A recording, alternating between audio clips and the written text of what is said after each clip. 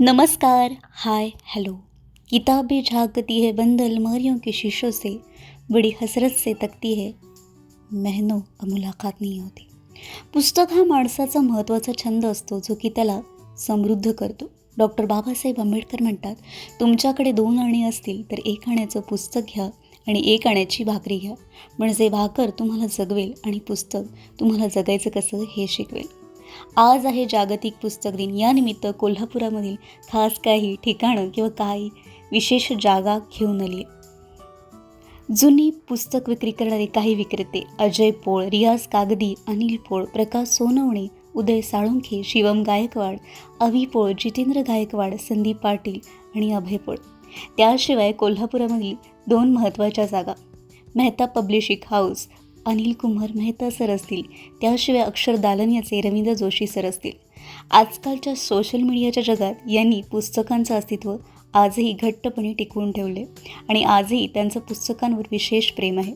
खरंच मला म्हणतात ना, पुस्तक माणसासाठी खूप काही महत्त्वाच्या गोष्टी करतो आणि पुस्तक एक माणसाला वेगळी दिशा देतो. त्यामुळे आजचा हा जागतिक पुस्तक दिनाचा खास एपिसोड शेवटपर्यंत बघा आणि माझ्या चॅनलला लाईक, शेअर आणि सबस्क्राईब करा.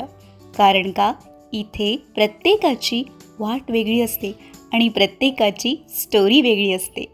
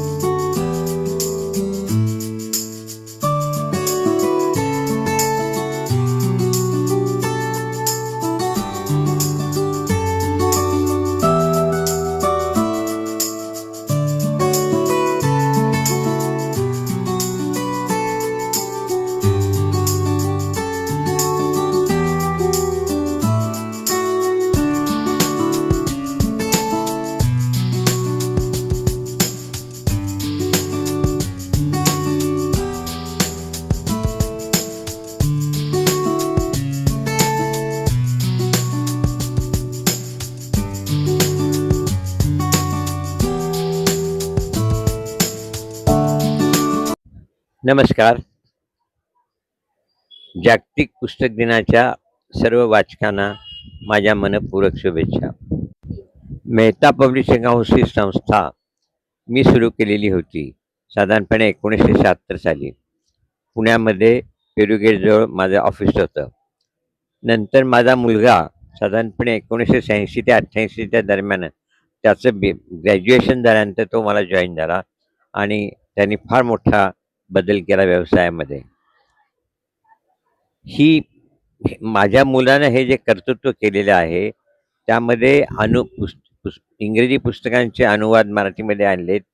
इतकंच नव्हे तर चांगल्या चांगल्या लेखकांना भेटून त्यांची चांगली पुस्तकं प्रकाशित केली आहेत, याचा मला खूप अभिमान आहे. आज तो माझ्याबरोबर नाही आहे, याचं मला दुःख होतं आहे. पुस्तकांनी बरंच काही दिलं आहे. याचं कारण मी शाळेत असल्यापासून पुस्तकं वाचतोय आणि त्यामुळे माझ्या ज्ञानामध्येच नव्हे, तर इतर गोष्टीमध्येही माझा त्याच्यावर परिणाम झालेला आहे. आणि त्यामुळे मी एक चांगला पुस्तक विक्रेताही बनू शकलो आणि प्रकाशकही बनू शकलो. कारण कुठल्या लेखकाचं पुस्तक प्रकाशित करायचं हे तुमच्या वाचनावर अवलंबून असते. देसाईसारखे लेखक मला भेटले, वपू काळेसारखे लेखक मला भेटले. पण बऱ्याच वेळेला मी रणजित देसाईंच्या बरोबर असायचो आणि रणजित देसाईंचे माझ्याकडे वेगवेगळे अनुभव आलेले आहेत. त्यांनी मला अ, इतकं काही दिलेलं आहे आयुष्यामध्ये, की मी ते कधीही विसरू शकणार नाही. त्याचं एक साधं उदाहरण देतो मी तुम्हाला. माझ्या मुलीचं लग्न होतं. तर बेळगावला त्यांनी मला केळवणासाठी बोलावलं होतं आणि त्यानं मला एखादी वस्तू मला भेट द्यायची होती आणि त्यांनी मला माझ्या मुलीला, माझ्या पत्नीला दिलंच. पण मला काहीतरी स्वातंत्र्य द्यायचं होतं. म्हणून त्यांनी मला जवळ-जवळ 60 अंगठ्या असलेला बॉक्स दाखवला आणि त्यांनी सांगितलं, की "तू यातली कुठलीही अंगठी घे, मला आनंद होईल."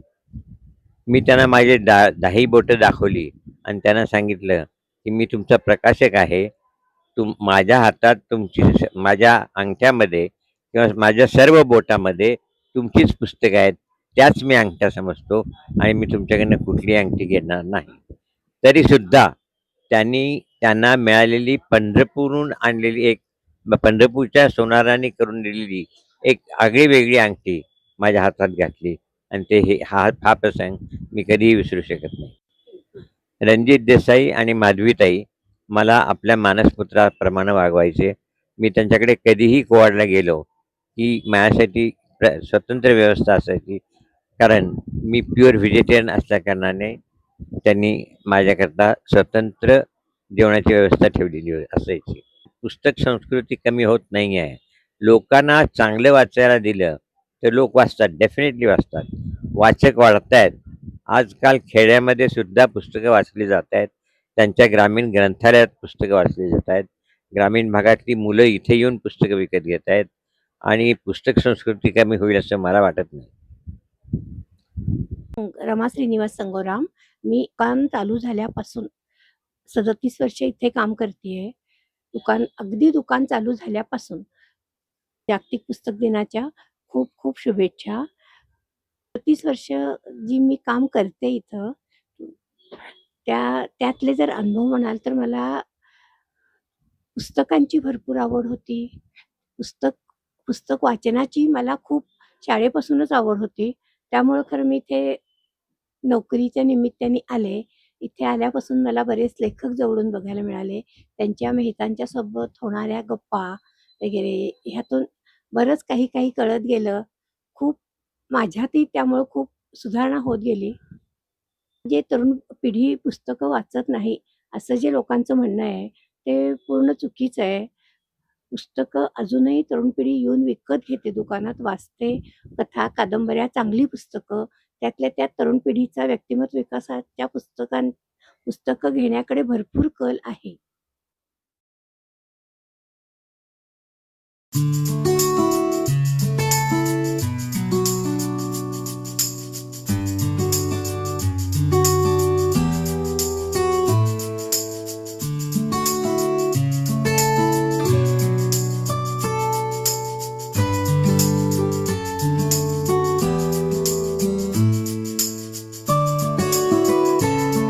जागतिक पुस्तक दिनाच्या आपणा सर्वांना खूप खूप शुभेच्छा.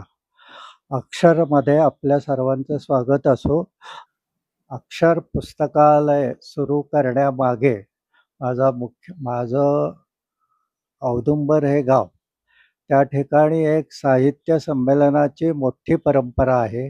गेली 81 वर्ष तिथं साहित्य संमेलन भरतं आणि या साहित्य संमेलनामध्ये मराठीतले सर्व प्रथितयश लेखक, कवी मंडळी येऊन गेलेली आहेत.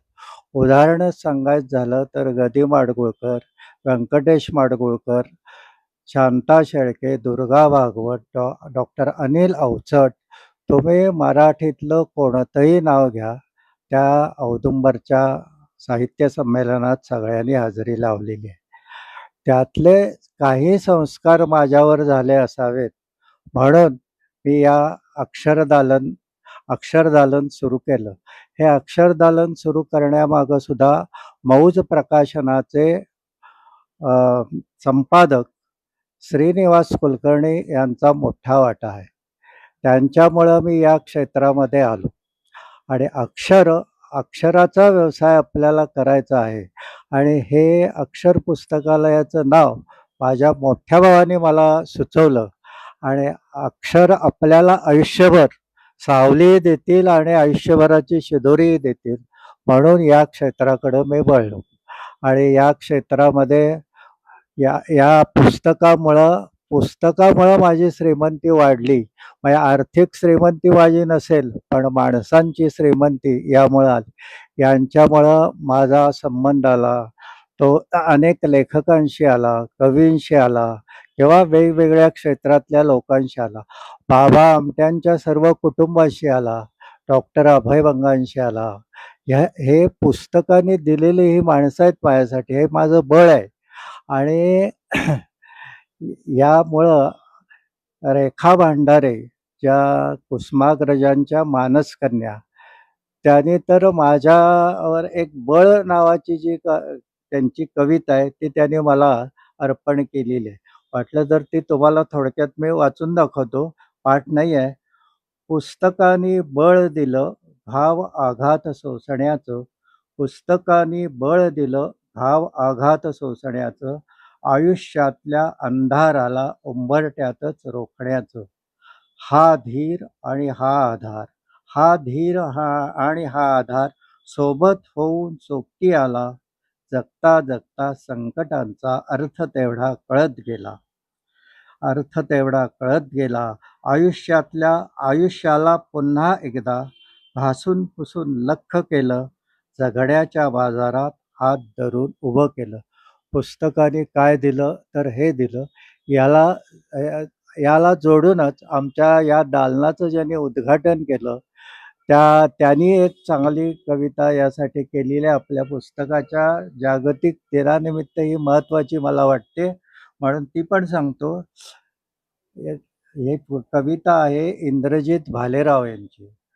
ग्रंथ माझे गुरु ग्रंथ माय बाप, ग्रंथ माझे गुरु ग्रंथ माय बाप, निववती ताप हृदयाचे, निववती ताप हृदयाचे. ग्रंथ माझे सखे जीवन सांगाती, आयुष्याये गती ग्रंथामुळे. ज्ञानेश तुकोबा फुले बाबासाहेब, ग्रंथातून आज भेट देती. ग्रंथांनी ठेविली संस्कृती जिवंत, म्हणूनची ग्रंथ नित्य घ्यावे. ग्रंथ खरीदावे, ग्रंथ उरी घ्यावे, ग्रंथ भेट द्यावे वेळोवेळी. घरात असावे ग्रंथांचे कपाट, घरात असावे ग्रंथांचे कपाट, देवा जसा पाठ देव्हाऱ्यात.